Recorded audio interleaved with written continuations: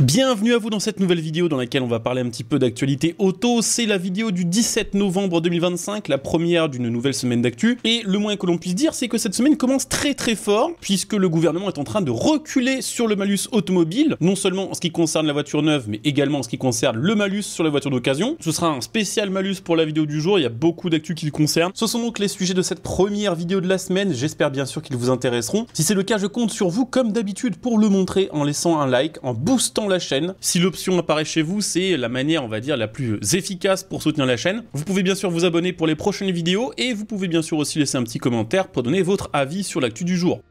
Je vous le disais, on va commencer cette vidéo avec plusieurs sujets qui concernent le malus automobile, avec pour une fois quelques bonnes nouvelles, puisque le gouvernement est en train de reculer à la fois sur le malus sur les voitures neuves, mais également sur le malus sur la voiture d'occasion. C'est un malus qui fait beaucoup parler, dont on a déjà parlé plusieurs fois en vidéo, dont le but était de taxer toutes les voitures d'occasion qui, à leur époque, lors de leur première immatriculation, n'y avaient pas été assujetties. Ce matin du 17 novembre 2025, à l'Assemblée nationale, le cœur des débats était la fiscalité automobile. Le gouvernement lui-même a déposé un amendement de repli. Un amendement qui a été adopté qui supprime les barèmes prévus pour 2028 concernant le malus CO2. C'est quand même une marche arrière notable comparée au projet initial du budget 2026 qui prévoyait d'ores déjà une augmentation du malus pour 2028 qui devait lui faire atteindre le montant maximal de 100 000 €. Alors ce qu'il faut comprendre par là, et ça a été précisé par la ministre des Comptes publics Amélie de Montchalin, c'est que le gouvernement via cet amendement a tout simplement essayé de trouver un consensus puisqu'il y avait une multitude de propositions d'amendements venant de différents partis politiques qui demandaient une révision de la trajectoire malus automobile pour les prochaines années. Donc le malus va continuer d'exister, il va continuer d'être quand même assez cher puisqu'on parle quand même d'ici là d'un malus de 90 000 € en 2027 avec un barème qui sera donc apparemment conservé pour 2028. Je dis bien apparemment parce que Amélie de Montchalin a précisé également que le fait d'avoir voté la suppression du nouveau barème 2028 valait pour engagement de la part du gouvernement à ne pas augmenter la fiscalité automobile cette année-là. C'est-à-dire que ça reste quand même à prendre avec des pincettes quand on voit la quantité d'engagements qui ont été pris par les gouvernements successifs qui n'ont pas été tenus. Toujours par rapport à cet amendement, sachez que même si le barème CO2 de 2028 a été supprimé, le barème du malus au poids, lui, n'a pas été supprimé, mais deux amendements ont quand même été adoptés par rapport à ce malus au poids. Le premier, c'est la suppression du malus masse pour les familles qui ont 3 enfants ou plus, puisque normalement c'était juste un abattement de 200 kg qui était prévu. Là, il y en aura tout simplement plus, histoire de ne pas pénaliser les familles nombreuses qui sont contraintes d'acheter des véhicules plus spacieux et donc aussi plus lourd. Autre amendement validé par l'Assemblée nationale, l'exonération totale pour tous les véhicules électriques et hydrogène sans condition d'éco-score. C'est-à-dire que vous pouvez acheter n'importe quelle voiture électrique, même si elle a été assemblée en Chine, même si la provenance des matériaux de ces batteries sont douteuses, l'État a décidé de fermer les yeux. Je vous fais une petite liste des amendements qui ont été rejetés. A été refusé par exemple un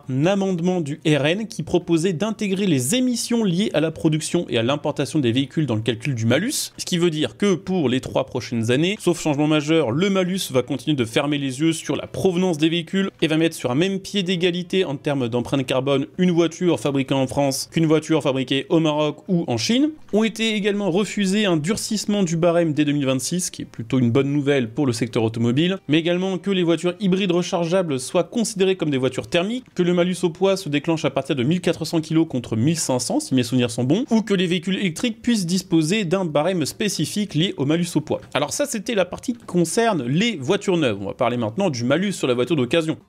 D'après des informations remontées par la Fédération nationale de l'automobile, le gouvernement a intégré dans le budget 2026 une clause prévoyant le report du malus sur les voitures d'occasion. C'est une première victoire bien sûr pour la FNA, mais c'est aussi et surtout une victoire pour les automobilistes. On rappelle que le projet de ce malus rétroactif, c'était d'imposer que les acheteurs d'un véhicule d'occasion immatriculé ces 10 dernières années, depuis le 1er janvier 2015, doivent payer le malus au CO2 ainsi que le malus poids si le véhicule qu'il achète avait été exonéré lors de sa première immatriculation. Ce qui aurait très probablement foutu un bordel monstre sur le marché de l'occasion parce qu'il aurait fallu qu'il y ait tout un système permettant aux particuliers de vérifier si un véhicule qu'ils s'apprêtent à acheter sur le marché de l'occasion avait déjà été victime du malus, sous peine de se retrouver avec une facture surprise de plusieurs centaines ou plusieurs milliers d'euros supplémentaires à régler au moment de l'établissement de la nouvelle carte grise. Et d'un autre côté, ça aurait été également pénalisant pour les vendeurs de voitures d'occasion. Imaginez que parce que, par exemple, vous avez la carte handicapée, vous ayez acheté un véhicule il y a quelques années, que vous aviez été exonéré du malus grâce à cette carte handicapée, acheté et que ce véhicule ne convient tout simplement plus à votre utilisation, le prochain acheteur aurait dû régler le malus et ça aurait été probablement un boulet monstrueux pour pouvoir vous vendre ce véhicule. La bonne nouvelle, c'est que donc à première vue, ce malus sur la voiture d'occasion va être reporté, ce qui normalement devrait donc laisser au moins 1 an de sursis au marché de la voiture d'occasion, puisqu'on parle du coup d'une arrivée du malus de l'occasion en 2027, sauf si d'ici là, bien sûr, grâce à la pression sociale ainsi qu'à des fédérations comme celle de l'automobile, cette idée du malus sur la voiture d'occasion était définitivement supprimée de l'imagination des différents députés. Sachez que c'est grâce à ça, par exemple, qu'il y a quelques jours, les députés ont finalement accepté que les carburants comme l'éthanol ou le biodiesel puissent conserver leurs avantages fiscaux, alors que quelques semaines avant, les députés voulaient augmenter les taxes sur ces carburants, résultant en une augmentation de presque 200% de leur prix. Sachez que de son côté, la FNA demande une refonte totale du système de malus avec déjà un gel du barème actuel, la suppression du malus au poids, ainsi que la création d'un outil permettant de consulter l'historique malus d'un véhicule, justement au cas où le gouvernement voudrait mettre le malus sur la voiture d'occasion. Donc le combat contre les malus n'est pas encore terminé, mais on va dire que grâce aux récentes décisions de l'Assemblée nationale, le marché auto devrait profiter d'une micro-bouffée d'air frais.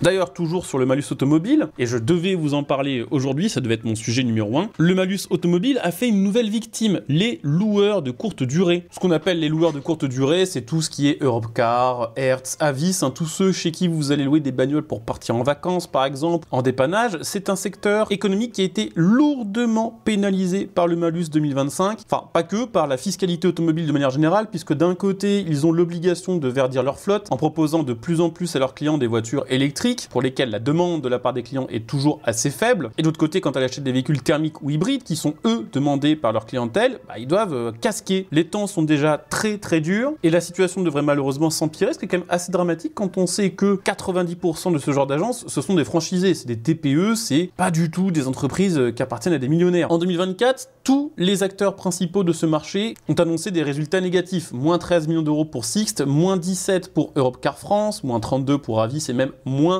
260 millions pour Hertz France. Hertz France, c'est un cas un petit peu à part, mais c'est parce qu'ils ont surtout fait de la merde en achetant énormément de Tesla qui ont ensuite énormément dévalué. En 2024, le malus CO2 ainsi que le malus au poids leur avait coûté 40 millions d'euros. En 2025, on estime qu'à la fin de l'année, on sera à peu près à 62,5 millions d'euros, c'est-à-dire 22 millions de plus que l'année dernière, ce qui annonce très probablement des résultats de fin d'année moins bons que ceux de 2024. Et en 2026, les loueurs estiment qu'ils reverseront 131 millions d'euros, juste avec cette histoire de malus, tout simplement parce que le seuil du malus CO2 va commencer à 108 grammes contre 113, et puis le seuil du malus au poids va passer de 1600 kg à 1500. On en avait parlé dans d'autres vidéos, mais en gros, à partir de 2026, plus de une voiture sur deux seront taxées par le malus. Ce niveau de pression fiscale est tout simplement jugé intenable pour un secteur qui est largement constitué de TPE, d'entreprises qui n'ont pas forcément les reins solides pour pouvoir avancer parfois plusieurs centaines de milliers ou plusieurs millions d'euros d'un coup. Alors bien sûr, les loueurs peuvent compter sur Mobiliance, qui est une organisation française qui représente les entreprises de la distribution automobile. Ces demandes commencent à être entendues puisque, par exemple, aujourd'hui, l'Assemblée nationale a voté un abattement de 20% sur le malus CO2 pour les véhicules achetés par des loueurs de courte durée. C'est-à-dire que, par exemple, une Clio hybride e-tech dont les émissions de CO2 vont jusqu'à 109 grammes sera considérée comme en émettant 87, ce qui lui permettra de rester sous le seuil de déclenchement du CO2 l'année prochaine. Cependant, tous ces amendements dont on a parlé dans cette vidéo ainsi que celui-ci restent assujettis au vote final sur le budget 2026, et aux dernières nouvelles, on n'est pas sûr du tout que ce budget soit validé. En tout cas, pas tout de suite, ce qui fait que pour l'instant, les loueurs courte durée vont devoir continuer de galérer avec leur malus CO2.